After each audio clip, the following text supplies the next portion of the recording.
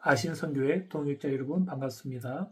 오늘 함께 상고하고자 하는 하나님의 말씀은 요한복음 17장 16절에서 18절입니다. 대독하겠습니다. 내가 세상에 속하지 아니함 같이 그들도 세상에 속하지 아니하여 싸움나이다. 그들을 진리로 거룩하게 하옵소서. 아버지 말씀은 진리니이다. 아버지께서 나를 세상에 보내신 것 같이 나도 그들을 세상에 보내었고. 오늘 함께 상고하고자 하는 주제는 거룩한 교회입니다. 고대 교회 니케아 콘스탄티노플 신조는 먼저 삼위 하나님에 대한 성부, 성자, 성령 하나님에 대한 신앙 고백을 가지고 이어서 교회에 대한 네 가지 신앙 고백을 가집니다. 하나의 거룩하고 보편적인 그리고 사도적 교회를 믿습니다. 이 네 가지 중에 오늘은 두 번째 거룩한 교회를 믿습니다를 함께 상고하고자 하는데요. 오늘 본문인 요한복음 12장 17절은 교회가 이 진리의 말씀으로 인하여 거룩한 공동체인 것을 잘 보여주고 있습니다. 그들을 진리로 거룩하게 하옵소서. 아버지 말씀은 진리니이다. 그러면서 동시에 이 거룩한 교회, 진리의 공동체는 마치 무엇과 같은지를 두 가지 형태로 보여주는데요. 16절은 말씀하죠. 그들도 세상에 속하지 아니하여 싸움나이다. 세상에 속하지 않은 거룩한 교회이다라는 것이죠. 동시에 이어지는 18절은 이와 같습니다. 나도 그들을 세상에 보내었고. 거룩한 교회는 세상에 속하지 않았지만 동시에 세상에 침투하여서 보내어지고 복음을 전하는 하나님의 나라를 전하는 교회다라는 것이죠. 그래서 이 거룩하다라는 것은 두 가지 의미가 있습니다. 세상으로부터 벗어나 있고 동시에 세상에 침투하는 무엇을 가지고? 진리의 말씀, 거룩한 말씀을 가지고 침투한다는 것이죠. 그래서 이 맥락에서 오늘 본문을 좀 더 함께 상고하고자 합니다. 첫째, 거룩하다라는 것은 세상에 속하지 않았다라는 것이죠. 이것을 한마디로 말하면 교회는 대조 공동체이다라고 말해볼 수 있습니다. 대조된다라는 것은 속하지 않는다, 닮지 않았다, 마주본다는 것이죠. 바로 16절에 말씀한 것처럼 내가 세상에 속하지 아니함 같이 그들도 세상에 속하지 아니하여 싸움나이다 와도 같은데요. 사실 이제 거룩한 교회 할 때 이 거룩하다라는 말 자체가 히브리어로 보면 카도시거든요. 따로 구분되었다는 것이죠. 그런 의미에서 거룩하다라는 것은 세상과 대조된다라는 의미를 가지고 있는 것이고요. 또 교회라는 말 자체도 보면 교회는 에클레시아죠. 액은 바깥으로, 클레시아는 칼레오에서 왔는데 불러내었다라는 겁니다. 바로 세상으로부터 불러낸 공동체가 교회인 거죠. 그런 의미에서 교회라는 이 의미 자체가 거룩하다, 불러냄을 받았다라는 의미를 함께 가지고 있습니다. 다만 이런 것이죠. 교회가 거룩하다, 대조 공동체라는 것은 세상과 등진다라는 의미는 아니고 세상 가운데 마주보고 세상에 하나님의 형상, 그리스도의 형상을 보여주는, 즉 세상과 다른 대조되는 것을 보여주는 공동체, 그런 차원에서 거룩한 교회는 대조 공동체이다라는 것인데요. 로핑크도 그런 의미에서 교회를 대조 사회라고 불렀습니다. 교회는 이질적이어야 한다는 것이죠. 교회는 특이성을 가지고 있어야 된다는 것이죠.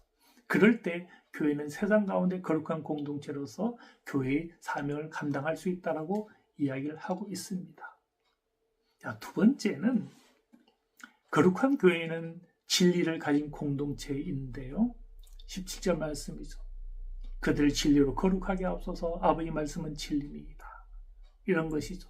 교회가 세상에 있으나 세상에 속하지 않은 것을 가능하게 하는 것은 바로 거룩한 진리로 구별된 말씀을 교회가 가지고 있기 때문에 가능한 것이죠. 그 진리를 가진 공동체일 때, 그때 세상은 두 가지 반응을 하게 됩니다. 하나는 회개죠. 돌이킴이죠.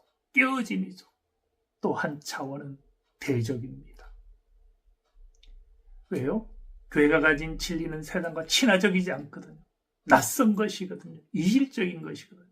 그 진리의 말씀 때문에 한 측면에서는 어찌할꼬 회개하며 돌이킴이 있다면, 또 다른 쪽에서는 대적하고 충돌하고 어떤 의미에서 부서지는 차원이 함께 있는 것이죠. 다만 여기서 생각할 것은 교회가 먼저 그 말씀 앞에 깨어지는, 그 진리의 말씀, 구별된 말씀 앞에 먼저 부딪히고 거듭나는 그 자리에 있어야 된다는 것이죠. 만약에 교회가 이 진리의 공동체, 거룩성을 회복하지 못한다면 교회가 선포하는 메시지, 말씀도 우상화될 수밖에 없죠. 이념적이 되고 만몬을 추구하게 되고 그렇게 세속적인 맥락으로 강단이 오염될 수밖에 없는, 그러나 교회는 진리의 말씀으로 구별된 거룩한 공동체여야 하는 거죠. 두 번째 차원은 이것을 우리에게 분명히 보여주고 있습니다. 교회가 진리의 공동체일 때, 그 진리의 말씀을 가질 때, 그 진리의 말씀이 교회 강단에서 바르게 선포될 때 과연 쉬운 아멘은 이루어질 수가 없는 것이죠. 그 말씀은 값싼 은혜가 아니라 좌우의 날성컴을 가지고 우리를 고치고 새롭게 하고 새 인간으로, 새 피조물로 빚는 말씀일 까닭에 우리는 그 진리의 공동체인 것을 놓치지 말고, 말씀의 낯선 말씀, 나를 충돌하고 나를 고치는 그 말씀 늘 가진 공동체이길 소망합니다. 세 번째 거룩한 공동체는 보냄 공동체입니다. 18절에 말씀하죠. 아버지께 나를 세상에 보내신 것 같이 나도 그들을 세상에 보내었고. 거룩한 교회다라는 것은 세상과 분리하고 세상과 속하지 아니한, 진리를 자기만 가지고 있는 그런 공동체는 아닌 것이죠. 너희는 세상의 소금이다. 너희는 세상의 빛이다. 너희 착한 행실로 보고 하늘에 계신 너희 아버지께 영광을 돌리게 하라. 거룩한 교회는 세상에 보내어지는 그 진리의 낯선 말씀을 가지고 세상 한가운데 그 복판에 내어 보내어지는 교회여야 하는 것이죠. 그래서 성경 말씀을 가만히 상고해 보면 거룩과 같은 개념의 단어가 같이 항상 등장하는 것은 부르심 또는 보냄입니다. 거룩이다라는 것은 자기 안에서의 축소가 아니라 세상을 품고 그 거룩성을 가지고 제사장 나라가 되는 것. 마치 출애굽기 19장 5절이 이렇게 시작하죠. 세계가 다 내게 속하였나니. 거룩은 세계를 배척하지 않습니다. 오히려 이어서 6절에 말씀하죠. 너희가 내게 대하여 제사장 나라가 되며 거룩한 백성이 되리라. 바로 거룩한 백성은 제사장 나라가 되어서 주님께 속한 이 세상 가운데 침투하는 교회여야 하는 것이죠. 신약의 말씀도 마찬가지죠. 베드로전서 2장 9절도 말씀하죠. 너희는 택하신 족속이요 왕같은 제사장이요 거룩한 나라요. 거룩한 백성, 거룩한 나라라는 것은, 거룩한 교회다라는 것은 바로 이는 너희를 어두운 데서 불러내어 그의 귀한 빛에 들어가게 하신 이의 아름다운 덕을 세상에 선포하기 위하여. 그렇게 교회는 거룩한 교회인데요. 그런 까닭의 세상 가운데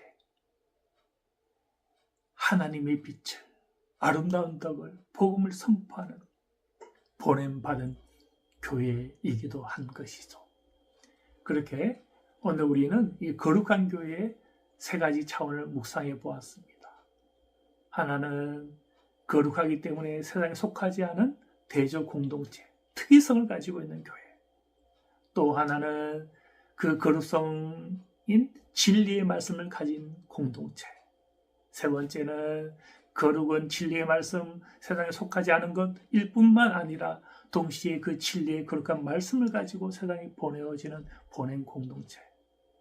그래서 우리는 이 거룩한 교회로서 세상을 섬기고 또 빠져들지는 않고 진리 가운데 서고 선포하는 저와 여러분들 다 되시길 바랍니다. 감사합니다.